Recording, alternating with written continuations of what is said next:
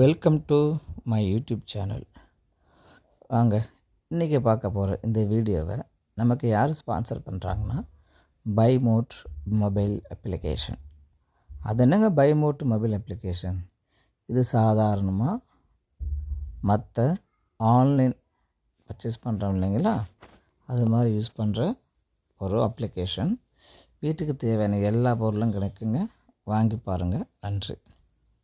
இன்றைக்கி நம்ம எதை பற்றி பார்க்க போகிறோம்னா இட்லிங்க.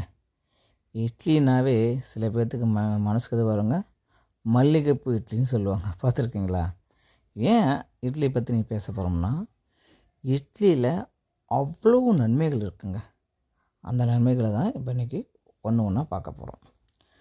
இட்லி காலையில் சாப்பிட்றதுனால மனுஷனுக்கு என்னென்ன நன்மைகள் கிடைக்குதுன்னு பார்த்திங்கன்னா, முதலுங்க, இது சீக்கிரமாக செரிமானம் ஆகக்கூடிய ஒரு வகையான உணவுப் பொருள். ஏன்னா இது ஆவியிலே நம்ம வேவுறதுனால நமக்கு சீக்கிரம் செரிமானம் ஆகிடும். அது மட்டும் இல்லைங்க, யாருக்கெல்லாம் தொப்பை அதிகமாக இருக்கும் அப்படியேப்பட்டவங்க காலையில் எதையும் சாப்பிட வேணாம், 3 இட்லி மட்டும் சாப்பிட்டு பாருங்கள். உங்களுடைய வயிற்றின் தொப்பை அளவை நீங்கள் குறையதை கண்டிப்பாக பார்க்கலாம். அது மட்டும் இல்லைங்க, ஸ்கூலுக்கு போகிறவங்க, காலேஜுக்கு போகிறவங்க காலையில் சாப்பாடு தோசை, முக்கியமாக தோசையை நீங்கள் அவாய்ட் பண்ணுறது நல்லதுங்க. ஏன்னா காலையிலே ஆவியில் வேகக்கூடிய உணவை நீங்கள் சாப்பிட்றதுனால உடம்புக்கு தேவையான அனைத்து விதமான நன்மைகளும் கிடைக்குது. அது மட்டும் இல்லைங்க, மாதவிடாய் காலத்தில் இருக்குது பார்த்திங்கன்னா, அப்போ அது மாதிரிக்கு பிரண்டையை நீங்கள் என்ன பண்ணலாம்னா இட்லியில் சேர்த்து நீங்கள் சாப்பிட்லாம். ஏன் என்ன சொல்கிறேன்னா, பிரண்டையை சாப்பிட்றதுனால நம்மளுக்கு ஈஸியாக அதிகம் மறுபடியும் சாப்பிடக்கூடிய அதை தூண்டுது இல்லைங்களா, அப்படி சாப்பிடும்போது சாப்பிடலாம். அடுத்து வல்லாரக்கீரைங்க.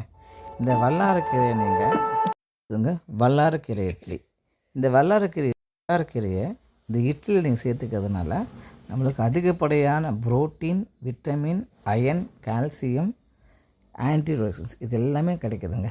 அது மட்டும் இல்லைங்க, உடலில் உள்ள அனைத்து விதமான செல்களும் புதுப்பிக்கப்படும். அப்புறம் பார்த்திங்கன்னா, இதில் ஆவியிலே வேவுறதுனால கொலஸ்ட்ராலே கிடையாதுங்க. அப்புறம் உடல் வலிமை அதிகரிக்கும். ஏன்னா இதில் உளுத்தம்பருப்பு இருக்கிறதுனால உடல் வலிமை அதிகமாகும். இட்லி நீங்கள் இட்லி பொடி போட்டு சாப்பிட்டுக்கலாம், குழம்பு ஊற்றியும் சாப்பிட்டுக்கலாம். முக்கியமாக கார்போஹைட்ரேட், புரோட்டீன், நார்ச்சத்து இது ரொம்ப அதிகமாக இருக்கிறதுனால தான் தென் இந்தியாவில் இது ஒரு நல்ல பொருளாக பார்க்குறாங்க. எனவே இட்லியை சாப்பிடுங்க, ஹாப்பியாக இருங்க.